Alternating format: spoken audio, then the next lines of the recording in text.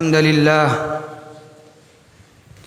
نحمده ونستعينه ونستغفره ونعوذ بالله من شرور أنفسنا ومن سيئات أعمالنا من يهده الله فلا مضل له ومن يضلله فلا هادي له وأشهد أن لا إله إلا الله وحده لا شريك له وأشهد أن محمدًا عبده ورسوله فأعوذ بالله من الشيطان الرجيم بسم الله الرحمن الرحيم يا أيها الذين آمنوا اتقوا الله حق تقاته ولا تموتن إلا وأنتم مسلمون يا أيها الناس اتقوا ربكم الذي خلقكم من نفس واحدة وخلق منها زوجها وبث منهما رجالا كثيرا ونساء واتقوا الله الذي تساءلون به والأرحام إن الله كان عليكم رقيبا يا أيها الذين آمنوا اتقوا الله وقولوا قولا سديدا يصلح لكم أعمالكم ويغفر لكم ذنوبكم ومن يطع الله ورسوله فقد فاز فوزا عظيما أما بعد فإن أحسن الكلام كلام الله وخير الهدى هدي محمد صلى الله عليه وسلم وشر الأمور محدثاتها وكل محدثة بدعة وكل بدعة ضلالة وكل ضلالة في النار قال الله تبارك وتعالى في القرآن المجيد والفرقان الحميد فأعوذ بالله من الشيطان الرجيم بسم الله الرحمن الرحيم وَإِذِ ابْتَلَىٰ إِبْرَاهِيمَ رَبُّهُ بِكَلِمَاتٍ فَأَتَمَّهُنَّ قَالَ إِنِّي جَاعِلُكَ لِلنَّاسِ إِمَامًا محترم سامعین کرام و معزز حاضرین جمعہ، خطبہ مسنونہ کے بعد ہم نے سورۃ البقرہ آیت نمبر 124 کی تلاوت کی ہے۔ اس کا ترجمہ سماعت فرما لیں۔ اللہ بیان فرماتا ہے وَإِذِ ابْتَلَىٰ إِبْرَاهِيمَ رَبُّهُ بِكَلِمَاتٍ فَأَتَمَّهُنَّ قَالَ إِنِّي جَاعِلُكَ لِلنَّاسِ إِمَامًا۔ یاد کرو اس وقت کو جب حضرت ابراہیم علیہ السلام کو ان کے رب نے چند باتوں کے ذریعے آزمایا، تو وہ تمام آزمائش میں کامیاب ہو گئے۔ اس کے بعد اللہ بیان فرماتا ہے کامیاب ہونے کے بعد قال انی جاعلک للناس اماما، کہ میں آپ کو اے ابراہیم میں آپ کو لوگوں کے لیے پیشوا امام بنانے والا ہوں۔ آیت کی مناسبت کے لحاظ سے آج ہمارا موضوع خطابت ہے سیرت ابراہیم کے اندر ہمارے لیے کیا درس ہے، کیا نصیحت ہے۔ محترم سامعین کرام، ابھی ہم لوگوں نے 2 دن قبل عید الاضحیٰ کے موقع پر سنت ابراہیم کو ادا کیا، جس کو ہم قربانی کے نام سے یاد کرتے ہیں، اور یہ ایک ایسی عظیم سنت ہے جس کو دنیا کے سارے مسلمان انجام دیتے ہیں، اور یہ ایک ایسی عظیم سنت ہے جس کو اللہ تبارک و تعالی نے ہماری شریعت کا حصہ بنا دیا ہے، اور اس دن کو اللہ تبارک و تعالی نے ہمارے لیے خوشی کا دن بنا دیا ہے۔ محترم سامعین، قرآن کریم کا ایک بہت بڑا حصہ پچھلی امتوں کے واقعات اور انبیاء کرام کے واقعات سے مشتمل ہے، بھرا پڑا ہے۔ اللہ تبارک و تعالی نے قرآن حکیم میں پچھلی قوموں کے واقعات اور انبیاء کرام کے جو قصے واقعات بیان کیے ہیں، وہ اس لیے بیان نہیں کیے ہیں کہ اسے پڑھ کر تسلی لے لیا جائے دل کو بہلا لیا جائے۔ نعوذ باللہ، یہ قرآن مجید قصے کہانی والی کتاب نہیں ہے، یہ قرآن حکیم اسٹوری والی کتاب نہیں ہے، بلکہ اللہ تبارک و تعالی نے قرآن حکیم میں جو پچھلی قوموں کے واقعات اور انبیاء کرام کے جو قصے واقعات بیان کیے ہیں، وہ اس لیے بیان کیے ہیں تاکہ ہم ان واقعات کو پڑھ کر، ان قصے کو پڑھ کر اپنا جائزہ لیں، غور و فکر کریں۔ یعنی اگر پچھلی قوم ہلاک ہوئی، برباد ہوئی تو کیوں ہوئی؟ کن اعمال کی بنا پر ہوئی؟ کن اسباب کی بنا پر ہوئی؟ اگر وہ اسباب ہمارے اندر ہے تو اس کو ہم دور کرنے کی کوشش کریں۔ اور اگر پچھلی قومیں کامیاب ہوئیں تو کیوں ہوئیں؟ کن اعمال کی بنا پر ہوئی؟ کن اسباب کی بنا پر ہوئی؟ اگر وہ اعمال، وہ صفات ہمارے اندر نہیں ہیں تو اپنے اندر وہ صفات پیدا کرنے کی کوشش کریں۔ تو اس لیے اللہ تبارک و تعالی نے پچھلی قوموں کے واقعات کو بیان کیا ہے تاکہ ہم ان واقعات کی روشنی میں اپنا جائزہ لیں، غور و فکر کریں۔ اللہ بیان فرماتا ہے قرآن مجید میں فَقْصُصِ الْقَصَصَ لَعَلَّهُمْ يَتَفَكَّرُونَ، اے میرے نبی صلی اللہ علیہ وسلم، آپ لوگوں کے سامنے قصہ واقعات کو بیان کیجیے۔ کیوں؟ لَعَلَّهُمْ يَتَفَكَّرُونَ، تاکہ لوگ ان واقعات میں غور و فکر کریں، اپنا جائزہ لیں۔ تو انہی واقعات میں سے ایک اہم واقعہ، ایک اہم قصہ حضرت ابراہیم علیہ السلام کا اپنی لخت جگر کی قربانی کا واقعہ ہے، قصہ ہے۔ قصہ کیا ہے؟ تفصیلی واقعات اس سے پہلے خطبے میں آپ کے سامنے آ چکی ہیں۔ آج جو مجھے بیان کرنا ہے وہ یہ ہے کہ اس قصے میں، اس واقعی میں، حضرت ابراہیم علیہ السلام کے واقعی میں ہمارے لیے درس کیا ہے، ہمارے لیے نصیحت کیا ہے، سبق کیا ہے، تاکہ ہم ان واقعات کو پڑھ کر، سمجھ کر کیا درس لیں، کیا نصیحت لیں، کیا سبق لیں۔ آئیے ذرا ہم دیکھتے ہیں مختصر میں سبق کیا ہے، اسباق کیا ہیں۔ سبق نمبر 1، اللہ کی خاطر ہجرت کرنا، وطن کو چھوڑ دینا۔ جب حضرت ابراہیم علیہ السلام نے اپنے والد کو، اپنے باپ کو دعوت دی تو بجائے اس کے کہ اس کو قبول کر لیا جائے، مان لیا جائے، نہیں مانا، دھمکی دیا اور گھروں سے نکال دیا۔ اور کیا کہا؟ لَئِن لَّمْ تَنْتَهِ لَأَرْجُمَنَّكَ وَاهْجُرْنِي مَلِيًّا، اے ابراہیم اگر تو باز نہیں آئے گا، اگر تو میرے معبود کو برا بھلا کہے گا تو میں تمہیں رجم کر دوں گا، سنسار کر دوں گا۔ وَاهْجُرْنِي مَلِيًّا، اور تو میرے پاس سے بھاگ جا، گھر سے نکل جا۔ تو کیا جواب دیتے ہیں حضرت ابراہیم علیہ السلام؟ ذرا غور کیجئے، کتنے اچھے انداز سے جواب دیتے ہیں۔ قال سلام علیک ساستغفر لک ربی انہ کان بی حفیا، اے میرے ابو ٹھیک ہے، سلام علیک، آپ پر سلامتی ہو، میں جا رہا ہوں گھر چھوڑ کر، لیکن میں آپ کے لیے دعا کرتا رہوں گا، استغفار کرتا رہوں گا۔ تو اس سے پتہ ہی چلا اس واقعے سے کہ اگر کسی جگہ، اپنے وطن میں، اپنے شہر میں یا اپنے گھر کے اندر اسلام پر عمل کرنا مشکل ہو جائے، لوگ آپ کو ستانے لگیں، لوگ آپ کو مارنے لگیں، تو اس جگہ کو چھوڑ کر، اس وطن کو چھوڑ کر، اس شہر کو چھوڑ کر کسی ایسی جگہ چلے جانا جہاں اسلام پر عمل کرنا آسان ہو جائے، مشکل نہ ہو، اس لیے کہ اللہ تبارک و تعالیٰ کی زمین کشادہ ہے، بہت ہی وسیع ہے، آپ کہیں بھی جا کر اللہ کی عبادت کر سکتے ہیں۔ تو اللہ تبارک و تعالیٰ اس سے اچھی جگہ آپ کو عطا کر دے گا۔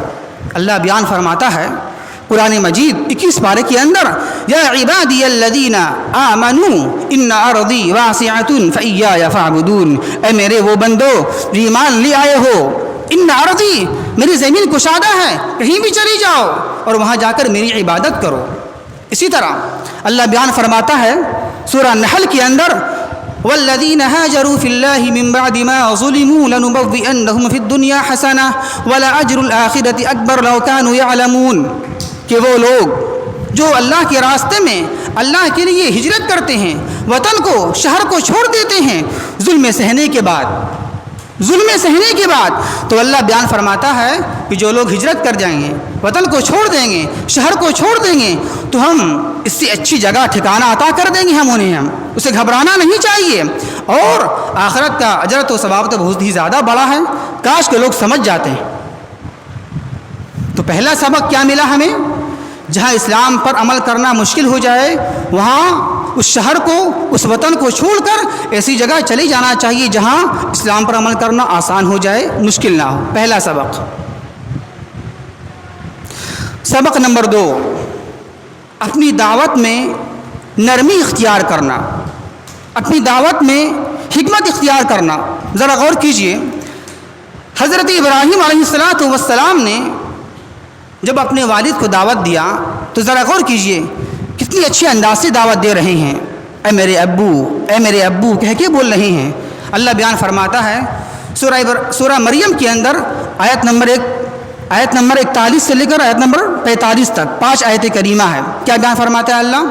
اذ قال لأبيه يا أبت لما تعبد ما لا يسمع ولا يبصر ولا يغني عنك شيئا يا أبت إني قد جاءني من العلم ما لم يأتك فاتبعني أهدك صراطا سويا يا أبت لا تعبد الشيطان إن الشيطان كان للرحمن عصيا يا أبت إني أخاف أن يمسك عذاب من الرحمن فتكون للشيطان وليا۔ یہ پوری تبلیغ کر رہے ہیں۔ کیا؟ حضرت ابراہیم علیہ السلام نے اپنے باپ کو تبلیغ کیا، دعوت دی۔ کیا کہا؟ اے میرے ابو، اے میرے ابو۔ ذرا دیکھیے کتنی اچھی الفاظ ہیں، انداز ہیں۔ اے میرے ابو، مشرک نہیں بولا، اے باپ مشرک نہیں، بلکہ اے میرے ابو کہہ کے بول رہے ہیں۔ اے میرے ابو، آپ ایسی چیز کی عبادت کیوں کرتے ہیں جو نہ سن سکے، نہ دیکھ سکے، نہ آپ کو فائدہ پہنچا سکے؟ تو اے میرے ابو، میرے پاس علم آ چکا ہے، وحی آ چکا ہے، تو میری بات مان لیجیے آپ، جو آپ کے پاس نہیں آیا ہے۔ اگر آپ میری بات مان لیں گے، اتباع کریں گے، تو میں آپ کو سیدھے راستہ دکھاتا رہوں گا۔ اے میرے ابو، آپ شیطان کی پیروی نہ کیجیے۔ اگر آپ شیطان کی پیروی کریں گے تو شیطان تو رحمان کا کھلا دشمن ہے، نافرمان ہے۔ اے میرے ابو، مجھے ڈر لگتا ہے، میں ڈرتا ہوں اگر آپ بتوں کی عبادت کریں گے، پرستش کریں گے، ایسا نہ ہو کہ آپ پر اللہ کا عذاب آ جائے۔ تو دیکھیے، ذرا غور کیجیے، حضرت ابراہیم علیہ السلام اپنے مشرک باپ کو باپ نہیں بول رہے ہیں، مشرک باپ بول کر خطاب نہیں کر رہے ہیں، کیا اچھے انداز سے بول رہے ہیں، اے میرے ابو، اے میرے ابو، اے میرے ابو، آپ میری بات مان لیجئے، میری بات مان لیجئے، شیطان کی پیروی نہ کیجئے، آپ میری اتباع کر لیجئے، اللہ آپ کو بخش دے گا، اللہ آپ کو معاف کر دے گا۔ دیکھیے کتنے اچھے الفاظ ہیں، اے میرے ابو۔ تو چاہیے کہ ہر داعی کو چاہیے، ہر عالم دین کو چاہیے کہ اپنی دعوت کے اندر نرمی پیش کرے، سختی نہیں۔ سختی سے دعوت پھیلتی نہیں ہے بلکہ اور سمٹ جاتی ہے۔ تو نرمی دعوت میں ہونی چاہیے، سختی نہیں ہونی چاہیے۔ اسی طرح اپنی دعوت کے اندر حکمت پیدا کرنا ہے، حکمت سے تبلیغ کرنا ہے، دعوت دینا ہے۔ حکمت کیا ہوتا ہے؟ کب بولنا ہے، کون بات کب بولنا ہے، کیسے بولنا ہے، کس انداز کے ساتھ بولنا ہے، سامنے والا آپ کا جو مخاطب ہے وہ کس لحاظ سے کتنا جانکار ہے، وہ اس کے اندر کتنی عقل مندی ہے، کتنی دور اندیشی ہے، اس لحاظ سے بولا جائے، سامنے کا علم کا خیال رکھ کے خطاب کیا جائے اور دعوت دی جائے۔ اس کو بولتے ہیں حکمت۔ جیسا کہ حضرت ابراہیم نے کیا ہے، حکمت کو اپنایا ہے۔ وہ کیسے؟ جب قوم کے لوگوں نے حضرت ابراہیم علیہ السلام کو یہ کہا کہ ذرا میرے ساتھ چلیے آپ جشن منانے کے لیے، عید منانے کے لیے، تو کیا کہا؟ نہیں، میں نہیں جاؤں گا، انی سقیم، میں بیمار ہوں۔ یہ بھی حکمت ہے۔ کیا کہا ابراہیم علیہ السلام نے؟ میں آپ کے ساتھ جشن منانے نہیں جاؤں گا اس لیے کہ میں بیمار ہوں۔ حکمت ہے یہ۔ حکمت کیا ہے؟ حکمت اس لحاظ سے ہے کہ اگر میں یہاں تنہا رہ جاؤں گا، قوم کے لوگ چلے جائیں گے تو مجھے تنہائی مل جائے گی، جب مجھے تنہائی مل جائے گی تو میں بتوں کو توڑ دوں گا۔ اور ایسا ہی ہوا۔ تو جب قوم کے لوگ چلے گئے جشن منانے کے لیے، عید منانے کے لیے، تو کیا کیا؟ حضرت ابراہیم علیہ السلام نے بت خانے کے اندر داخل ہو گئے۔ کیا کیا؟ بت خانے کے اندر داخل ہو گئے اور جتنے چھوٹے چھوٹے بت تھے سب کو گرا دیا، سب کو توڑ دیا، اور سب سے بڑے بت کے گردن میں کلہاڑی کو لٹکا دیا۔ یہ بھی حکمت ہے۔ حکمت کیسی ہو؟ اس طرح حکمت ہے کہ جب ہم چھوٹے چھوٹے بت کو مار دیں گے، گرا دیں گے، اور بڑی بت کے اوپر کلہاڑی کو رکھ دیں گے، تو قوم کے لوگ آئیں گے، ہم سے پوچھیں گے، سوال کریں گے کہ یہ کس نے کیا ہے؟ سب تو چلا گیا، सिर्फ तुम ही रहे थे यहाँ इब्राहिम, ये काम किसने किया? तो मैं कहूँगा ज़रा पूछ लो, कुल्हाड़ी तो तुम्हारे बड़ी बुत के गर्दन में लटकी, उसी से पूछ लो। जो लोग मार खाए हैं, टूटे फूटे हैं, जो इनसे जो बड़े उनसे पूछ लो। तो क्या जवाब मिलेगा उनका? वो कैसे जवाब देंगे? वे तो बोल नहीं सकते हैं, सुन नहीं सकते हैं, ख्याल नहीं कर सकते, तो मैं क्या जवाब दूंगा उस वक्त में? तो जो बुत अपना ख्याल ना कर सके, बोल ना सके, कुछ ना कर सके, वो आपका ख्याल क्या करेगा? वो उस वक्त हम ये कहेंगे। ऐसा ही हुआ जब कौम के लोग आए तो सवाल जवाब हुआ इब्राहिम अलैहिस्सलाम से, तो ये कहा कि हमने क्या किया, अपने बड़े बुत से पूछ लो। तो आखिर में क्या हुआ? उनका सर नीचा हो गया, वो शर्मिंदा हो गए। तो ये है हिकमत। तो अपनी दावत के अंदर नरमी इख्तियार किया जाए, सख्ती नहीं, हिकमत से दावत पेश करना है, सख्ती से नहीं। सख्ती से दावत फैलती नहीं है। तो ये है सबक नंबर 2, अपनी दावत के अंदर नरमी और हिकमत को इख्तियार करना चाहिए। सबक नंबर 3, सबसे ज़्यादा आजमाइश अंबिया किराम की होती है। यानी हज़रत इब्राहीम अलैहिस्सलाम की पूरी ज़िंदगी ज़रा देखिएगा आप, पूरी ज़िंदगी बचपन से शुरू से लेकर आखिर तक इम्तहान से भरी हुई है, आजमाइश से भरी हुई है। ज़रा गौर कीजिए, हज़रत इब्राहीम अलैहिस्सलाम ने जिस घर में आँख खोला, वो घर कुफ्र का, शिर्क का मरकज़ था, अड्डा था। तो जब हज़रत इब्राहीम अलैहिस्सलाम ने अपने वालिद को दावत दिया, घर से निकाल दिए, ये भी आजमाइश। जब कौम को दावत दिया तो नहीं माना, आग में डाल दिया, ये भी आजमाइश। जब ज़रा हज़रत इब्राहीम अलैहिस्सलाम निकाह कर लिए, औलाद नहीं हुई, बुढ़ापा तक औलाद नहीं मिली, तकरीबन 80 साल की उम्र में औलाद जाके मिली, ये भी आजमाइश। जब औलाद मिल भी गई तो फिर ये हुक्म हुआ ज़बह कर दो, ये भी आजमाइश। फिर जब उससे पहले औलाद हो गई, ज़रा छोटी थी औलाद, तो क्या हुक्म हुआ? अपनी बीवी को, बच्चे को छोड़ दो बियाबो गया रेगिस्तान में, ये भी आजमाइश। यानी हर कदम पे आजमाइश है। ज़बह करना, बीवी बच्चों को छोड़ देना रेगिस्तान में, बियाबो गया जगह में, क्या है? आजमाइश नहीं तो और क्या है? ये बादशाह के सामने मुनाज़रा करना और उसका आग में डाला जाना, ये सब आजमाइश है। तो इब्राहीम अलैहिस्सलाम की पूरी ज़िंदगी आजमाइश से भरी हुई है। तो हमें ये सबक मिलता है, सबसे ज़्यादा आजमाइश किसकी होती है सारे इंसान में? अंबिया की। उसके बाद किसकी होती है? अंबिया के वारिसीन कौन हैं? उलमाए किराम, मुहद्दिसीन, मुफस्सिरीन। जो भी उलमाए किराम की ज़िम्मे के अंदर आएंगे, जो भी उलमा के अंदर शामिल हो जाएंगे, सबसे ज़्यादा मुसीबत उन्हीं लोगों पर आएगी, हर लिहाज से आएगी। तो इसको सहना पड़ेगा, क्योंकि अंबिया के वारिसीन को सहना ही पड़ेगा, क्योंकि ज़्यादा मुसीबत किस पर आती है? अंबिया पर। उसके बाद दूसरा नंबर किसका है? उलमाए किराम का, मुहद्दिसीन का, मुफस्सिरीन का। तो तीसरा सबक ये हमें पता चलता है, सबसे ज़्यादा आजमाइश अंबिया किराम की होती है, फिर उलमाए किराम की होती है। सबक नंबर 4, औलाद देने का इख्तियार सिर्फ अल्लाह तबारक व तआला को है। ज़रा गौर कीजिए, हज़रत इब्राहीम अलैहिस्सलाम को जब औलाद नहीं मिली तो कहाँ गए? किसी कब्र के पास, किसी मज़ार के पास, किसी बाबा के पास नहीं। औलाद किससे मांगी? अल्लाह तबारक व तआला से मांगी। क्या दुआ की? रब्बी हबली मिनस सालिहीन, ऐ मेरे रब मुझे नेक औलाद अता फरमा दे। तो इससे पता ही चला औलाद देने का इख्तियार सिर्फ अल्लाह तबारक व तआला को है। सबक नंबर 5, अपनी औलाद की इस्लाह की फ़िक्र किया जाए। औलाद दुनिया की नेमतों में से एक बहुत बड़ी नेमत है। अगर औलाद की फ़िक्र ना करेंगे, उसकी तरबियत नहीं करेंगे, तो ये औलाद बड़े होकर आपको घरों से निकाल देगी, आपको भगा देगी। अगर आप इसकी तरबियत करेंगे, उसको नेक बनाएंगे, तो इंशाअल्लाह यही औलाद आपके बुढ़ापे का सहारा बन जाएगी।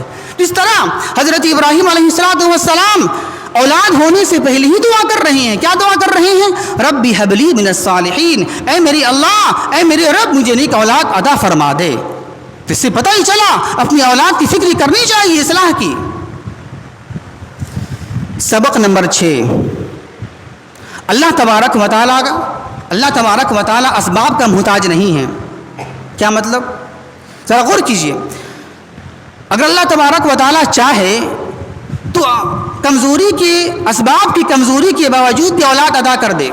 जैसा कि अल्लाह तबारक व तआला ने बुढ़ापे के वक्त में औलाद अदा कर दिया इब्राहीम अलैहिस्सलाम को। हालांकि असल जो वक्त होता है औलाद का, कब? जवानी का वक्त होता है आम तौर से। لیکن اللہ تبارک و تعالیٰ نے اسباب کی کمزوری کے باوجود بھی بڑھاپے میں اولاد دے دیا. تو اللہ تبارک و تعالیٰ اسباب کا محتاج نہیں ہے. اور اگر اللہ تبارک و تعالیٰ چاہے تو اسباب کے بغیر بنا اسباب کی بھی اولاد دے سکتا ہے. جیسا کہ اللہ تبارک و تعالیٰ نے حضرت مریم کو عیسیٰ دے دیا بنا باپ کے. اسی طرح اللہ تبارک و تعالیٰ نے بنا ماں اور باپ کے آدم کو پیدا کر دیا. اسی طرح اللہ تبارک و تعالیٰ نے اٹھنے کو پہاڑ سے نکال دیا. تو اللہ تبارک و تعالیٰ بنا اسباب کے بھی دے سکتا ہے اور عطا کر سکتا ہے. پہاڑ سے اٹھنے نکال دے, آدم کو پیدا کر دے بنا ماں باپ کے. یہ اللہ کی شان, اللہ کی قدرت. تو سبق نمبر 6 کیا پتہ چلا؟ اللہ تبارک و تعالیٰ اسباب کا محتاج نہیں ہے. اسباب کے محتاج ہم انسان ہیں. سبق نمبر 7 اولاد سے مشورہ طلب کرنا چاہیے. کیا ہے؟ اولاد سے مشورہ طلب کرنا چاہیے. ذرا غور کیجئے, حضرت ابراہیم علیہ السلام کو جب حکم ملا کہ تم ذبح کرو اپنے بیٹے کو, فوراً ذبح کر دیا. فوراً ذبح نہیں کیا بلکہ اپنے بیٹے سے مشورہ طلب کیا. کیا؟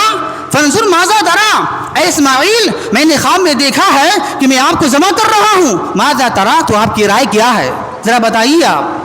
اس سے پتہ ہی چلتا ہے, سبق ملتا ہے کہ کوئی بھی کام کرنے سے پہلے اپنی اولاد سے مشورہ طلب کرنا چاہیے. یہ نہیں کہ چھوٹے بچے چھوڑ دیا جائے, نہیں, اس سے مشورہ لینا چاہیے. اس سے سبق ملتا ہے ہمیں. سبق نمبر 8 اولاد کو بھی چاہیے کہ اپنے نیک کام میں والدین کا ساتھ دے. جیسا کہ جب حضرت ابراہیم نے یہ کہا کہ میں نے خواب میں دیکھا کہ میں ذبح کر رہا ہوں, تب جواب کیا ملا؟ ذبح مت کیجیے, نہیں. جواب یہ ملتا ہے یا ابتی فعل ما تؤمر ستجدنی, اے میرے والد صاحب, اے میرے ابو, جو کام کا حکم دیا گیا وہ کام کر دیجیے, آپ کر گزاریے آپ. تو اچھے کام میں اولاد کو ساتھ دینا چاہیے اپنے والدین کا. اسی طرح اسماعیل علیہ السلام نے اپنے باپ ابراہیم کا ساتھ دیا کعبۃ اللہ کی تعمیر میں. دونوں مل کر کعبہ کی تعمیر کیے, ابراہیم علیہ السلام اور اسماعیل علیہ السلام دونوں مل کر خانہ کعبہ کی تعمیر کرتے رہے. وہ جس سے پتہ ہی چلا اولاد کو اپنے والدین کا نیک کام میں ساتھ دینا چاہیے. سبق نمبر 9 اللہ تبارک و تعالیٰ اپنے بندوں کو طلب سے زیادہ, مانگنے سے زیادہ عطا فرما دیتا ہے. کیا مطلب؟ ذرا غور کیجیے گا. حضرت ابراہیم علیہ السلام نے کیا دعا کی تھی اللہ سے؟ ربی حب لی من الصالحین, اے میرے رب مجھے نیک اولاد عطا فرما دے. نیک اولاد کا ذکر ہے, بیٹا کا ذکر نہیں ہے, بیٹی کا ذکر نہیں ہے. ذرا غور کیجیے گا, الفاظ کیا ہے دعا؟ ربی حب لی من الصالحین, اے میرے اللہ, اے میرے رب مجھے نیک اولاد عطا فرما دے. لڑکا نہیں, خاص لڑکی نہیں, لیکن اللہ نے کیا کیا؟ لڑکا بھی دیا اور نبی بھی بنا دیا. اس سے پتہ ہی چلتا ہے, سبق ہی ملتا ہے, اللہ تبارک و تعالیٰ بندوں کی طلب سے زیادہ بھی عطا کر دیتا ہے. جو مانگی وہ بھی دے گا, جو نہیں مانگی وہ بھی عطا کر دے گا اللہ تبارک و تعالیٰ. یہ ہے سبق نمبر 9. سبق نمبر 10 شریعت کا حکم آ جانے کے بعد بلا چوں چرا عمل کر لیا جائے. میری مرضی کیا ہے, میری خواہش کیا ہے, میرے اعمال کیا ہیں, خاندان کیا بولیں گے, رشتہ دار کیا بولیں گے, محلے والے کیا بولیں گے, شہر والے کیا بولیں گے, کچھ بھی نہیں. دیکھیے ذرا غور کیجیے, حضرت ابراہیم کو حکم کیا ہوا؟ اپنے بیٹے کو ذبح کرو. ذبح کیوں کریں؟ میرا بیٹا ہے, میرا دل نہیں چاہ رہا ہے, لوگ کیا بولیں گے, ذبح کر دیا اپنے بیٹے کو, باپ ظالم ہے, کچھ نہیں. اللہ کا حکم آیا, فوراً ذبح کر دیا. تو یہ حکم, یہ سبق ملتا ہے اس سے کہ شریعت کا حکم آ جانے کے بعد بلا چوں چرا کیوں مگر اگر کرے وہ کام کر لیا جائے. اس سے ہمیں یہ سبق ملتا ہے. سبق نمبر 11 اللہ تبارک و تعالی اپنے نیک بندوں کو مقبولیت شہرت عطا فرما دیتا ہے. کیا مطلب؟ یعنی اللہ تبارک و تعالی اپنے نیک بندوں کو نیک اعمال کی بدولت, نیک اعمال کی وجہ سے شہرت دے دیتا ہے. اسے لوگوں کی نگاہ میں محبوب بنا دیتا ہے, مقبول بنا دیتا ہے. لوگ اسے چاہتے ہیں, لوگ اس کی عزت کرتے ہیں. جیسا کہ اللہ بیان فرماتا ہے قرآن مجید کے اندر سورہ مریم میں, ان الذین آمنوا وعملوا الصالحات سیجعل لهم الرحمن ودا, کہ بے شک اللہ تبارک و تعالی کہ جو لوگ ایمان لے آئے اور نیک اعمال کی, اللہ تبارک و تعالی ایسے لوگوں کے لیے لوگوں کے دلوں میں محبت ڈال دیتا ہے, محبت پیدا کر دیتا ہے. اسی طرح اللہ بیان فرماتا ہے حضرت ابراہیم کے تعلق سے وَتَرَكْنَا عَلَيْهِ فِي الْآخِرِينَ سَلَامٌ عَلَىٰ ابراہیم کہ ہم نے حضرت ابراہیم کے ذکر کو، ان کی اچھی بات کو قیامت تک آنے والے لوگوں کے لیے باقی رکھا ہے. یعنی ان کے ذکر کو، ان کی بات کو، ان کی یاد کو قیامت تک باقی رکھ دیا. وہ کس طرح؟ وہ اس طرح کہ ہر سال عید الاضحیٰ کے موقع پر سارے مسلمانان عالم ایک دن میں قربانی کرتے ہیں. یاد نہیں تو کیا ہے، ان کا ذکر نہیں تو کیا ہے، اور قیامت تک یہ ذکر ان کا جاری رہے گا. تو پتہ اس سے یہ چلا کہ اللہ تبارک و تعالیٰ اپنے نیک بندوں کو نیک اعمال کی بدولت قیامت تک یا کچھ لوگوں کو شہرت دے دیتا ہے، مقبولیت ادا فرما دیتا ہے نیک اعمال کی بدولت. سبق نمبر 12، دین کی خاطر مصیبت پر صبر کرنا، اس پر قائم رہنا. سیرت ابراہیمی سے ہمیں یہ درس ملتا ہے، یہ سبق ملتا ہے کہ حضرت ابراہیم علیہ السلام نے قدم قدم پر، مصیبتوں پر، امتحانات پر، آزمائشوں پر صبر کیے، صبر کا مظاہرہ کیا، اس پر قائم رہیں. کبھی باپ کی طرف سے گھر سے نکل جاؤ، کبھی قوم کی طرف سے آگ میں کود جاؤ، کبھی بادشاہ وقت کی طرف سے، کبھی اللہ کی طرف سے کہ بیٹے کو ذبح کرو، کبھی یہ کہ اپنے بیوی کو، بچے کو چھوڑ دو ریگستان میں. لیکن تمام مشکلات میں، ان تمام مصائب میں، ان تمام آزمائش میں قائم رہیں، صبر کا مظاہرہ کیا، ڈٹے رہیں. جس سے پتہ ہی چلا 12واں سبق یہ ہے، ہمیں مصیبتوں پر صبر کرنا چاہیے، اس کا مظاہرہ کرنا چاہیے، اس پر قائم رہنا چاہیے، اسے پھرنا نہیں چاہیے. یہ ہے مومن کی پہچان. سبق نمبر 13، سیرت ابراہیمی سے پتہ ہمیں یہ چلتا ہے، پہلے علم حاصل کیا جائے پھر تبلیغ کیا جائے. کیا پتہ چلتا ہے؟ پہلے قرآن حدیث کا علم حاصل کیا جائے تب تبلیغ کیا جائے. کیا قرآن کی آیت ہے؟ جب حضرت ابراہیم اپنے باپ کو دعوت دیتے تو کیا بولتے ہیں؟ یا ابتی، اے میرے ابو، انی قد جاءنی من العلم ما لم یأتک فاتبعنی اہدک صراطا سویا. اے میرے والد صاحب، اے میرے ابو، میرے پاس علم آ چکا ہے، وحی کا علم آ چکا ہے جو آپ کے پاس نہیں آیا ہے، تو میری اتباع کیجیے. آپ، میں آپ کو سیدھا راستہ دکھاتا رہوں گا. جس سے پتہ ہی چلا تبلیغ کب کرنا ہے؟ علم آنے کے بعد. علم نہیں ہے تبلیغ کر رہے ہیں سب کو، تو یہ نہیں، پہلے علم حاصل کرو تب تبلیغ کرو. ہمیں یہ سبق ملتا ہے، اس سے مکمل علم حاصل کیا جائے عقائد کے لحاظ سے، اعمال کے لحاظ سے، تو آپ کو میدان خدابت میں کودنا ہے اور اس کی تبلیغ کرنا آپ کو ہے. سبق نمبر 14، تبلیغ کی ابتدا، دعوت کی ابتدا اپنے ذات سے کیا جائے، پھر اپنے گھر والوں سے کیا جائے. سیرت ابراہیم سے پتہ ہمیں یہ چلتا ہے کہ دعوت کا آغاز کہاں سے ہونا چاہیے؟ اپنے آپ سے ہونا چاہیے. پھر کہاں سے ہونا چاہیے؟ اپنے گھر والوں سے ہونا چاہیے. جیسا کہ جب حضرت ابراہیم کے پاس علم آیا، نبوت ملی، تو فوراً تبلیغ نہیں کیا، پہلے اپنے آپ کو ڈھالا، اس کے مطابق اپنے آپ کو سنبھالا. پھر اس کے بعد کہاں نمبر آیا؟ اپنے والد صاحب کے پاس، اپنے گھر میں. تو یہ سلسلہ ہے، یہ مرحلہ ہے. تبلیغ پہلے کہاں کرنا ہے؟ اپنے آپ پر کرنا ہے. پھر کہاں کرنا ہے؟ اپنے گھر والوں پر کرنا ہے. لیکن آج ہمارا مزاج کیا بن چکا ہے؟ جب بھی نام لیتے ہیں تبلیغ کا، دعوت کا، فوراً کہا جاتا ہے مزاج غیروں پر. اس کو اچھا بناؤ، اس کو نیک بناؤ، اس کے عقائد کو اچھا کرو، اس کو نمازی بناؤ، اور اپنا بھول گئے. سب کو دعوت دے رہے ہیں، تبلیغ کر رہے ہیں باہر میں، لیکن اپنا بھول گئے. یہ طریقہ شیوا یہودیوں کا ہے. اللہ بیان فرماتا ہے قرآن مجید کے اندر، سورہ بقرہ کے اندر، اتأمرون الناس بالبر وتنسون انفسکم. اے لوگو، تم لوگ کو حکم دیتے ہو بھلائی کا، نیکی کا، اور اپنے آپ کو بھول جاتے ہو. اپنے آپ کو بھول گئے. سب کو تبلیغ کر رہے باہر میں اور اپنے آپ کو بھول گئے. تو یہ شیوائی طریقہ کس کا ہے؟ یہودیوں کا ہے. تو اس سے پتہ ہی چلا تبلیغ کی ابتدا اپنے ذات سے ہونا چاہیے. پہلے اپنے آپ سے تبلیغ کی ابتدا کرو، اپنے آپ کو سنبھالو. پہلے جس کو آپ بول رہے ہیں جو چیز کرنے کے لیے، وہ چیز آپ کے اندر نہیں ہے. نماز پڑھو، نماز تو خود آپ نہیں پڑھ رہے ہیں. آپ نماز پڑھو، سب چیز کرو، روزے رکھو، صدقات و خیرات کرو، لیکن اس پر عمل آپ کا نہیں ہو رہا ہے. تو پہلے تبلیغ کی ابتدا اپنی ذات سے کرنا چاہیے.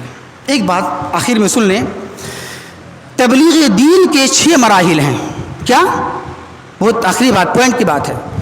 تبلیغ دین، دعوت دین کے 6 مراحل ہیں. کیا مطلب؟ کس مرحلے کے بعد کس کو دعوت دینا چاہیے. ایسا نہیں کہ ہاں ہم بیٹھے ہوئے ہیں سب کو فوراً چلے گئے پاکستان، نہیں، بلکہ تبلیغ دین کے 6 مراحل ہیں. کیا؟ پہلا مرحلہ، اپنے آپ کو دعوت دینا، سنبھالنا، یہ اچھا ہو گیا۔ دوسرا مرحلہ اپنے گھر والوں کو دعوت دینا، گھر والے میں بیوی ہے، بچے ہیں، رشتہ دار ہیں، ماں ہے، باپ ہے، دوسرا مرحلہ۔ تیسرا مرحلہ اپنے قریبی رشتہ داروں کو دعوت دینا، 3۔ چوتھا مرحلہ اپنے محلے والوں کو، بستی والوں کو دعوت دینا، چوتھا مرحلہ۔ پانچواں مرحلہ اپنے محلے شہر والوں سے باہر دعوت دینا، 5 مرحلہ۔ چھٹا مرحلہ پوری دنیا میں چل جانا۔ اس کی دلیل قرآن میں موجود ہے، یا ایھا الذین آمنوا قوا انفسکم واہلیکم نارا، اے ایمان والو اپنے آپ کو، پہلے کہاں ہے، دوسرا نہیں پہلے ہے، قوا انفسکم، پہلے آپ اپنے آپ کو جہنم سے بچاؤ۔ ایسا نہیں کہ اپنے آپ سے بچے نہیں، تبلیغ باہر کرنا شروع کر دیا، قوا انفسکم، پہلے اپنے آپ کو جہنم کی آگ سے بچاؤ، نمبر 1، اسٹیپ نمبر 1۔ واہلیکم نارا، اس کے بعد اپنے رشتہ داروں کو، بیوی بچوں کو جہنم کی آگ سے بچاؤ، 2 ہو گئے۔ تیسرا وانذر عشیرتک الاقربین، اپنے قریبی رشتہ دار، اے میرے نبی صلی اللہ علیہ وسلم آپ اپنے قریبی رشتہ دار کو ڈرائیے، یعنی تبلیغ کیجیے، تیسرا ہو گئے۔ چوتھا مرحلہ لتنذر ام القری، اے میرے نبی، اے میرے محبوب صلی اللہ علیہ وسلم آپ مکے پورے شہر کو دعوت دیجیے، ڈرائیے، چوتھا مرحلہ۔ پانچواں مرحلہ ومن حولها، شہر کے آس پاس، شہر کے ارد گرد اس کو ڈرائیے آپ۔ چھٹا مرحلہ وما ارسلناک الا کافۃ للناس بشیرا ونذیرا، اے میرے محبوب، اے میرے نبی صلی اللہ علیہ وسلم ہم نے آپ کو سارے جہاں کے لوگوں کے لیے بشیر و نذیر بنا کر بھیجا ہے۔ تب آپ باہر نکل جائیے، آپ ہندوستان، پاکستان کہیں بھی چل جائیے۔ تو یہ اسٹیپ یاد رکھنا ہے آپ کو، پہلے اپنے آپ، اہل و عیال، رشتہ دار، خاندان، پھر شہر والے، پھر اس کے آس پاس، تب دنیا کے باہر جائیے۔ تو یہ ہے مختصر میں 14 اسباق، 14 نصیحت جو ہمیں حضرت ابراہیم علیہ السلام کی سیرت سے ہمیں ملتی ہے اور نظر آتی ہیں۔ ہم اللہ سے دعا کرتے ہیں کہ اللہ تبارک و تعالی ہمیں ان اسباق کو اپنے اوپر نافذ کرنے کی توفیق عطا فرمائے۔ وما توفیقی الا باللہ، انہ تعالی جواد کریم ملک بر رؤوف الرحیم۔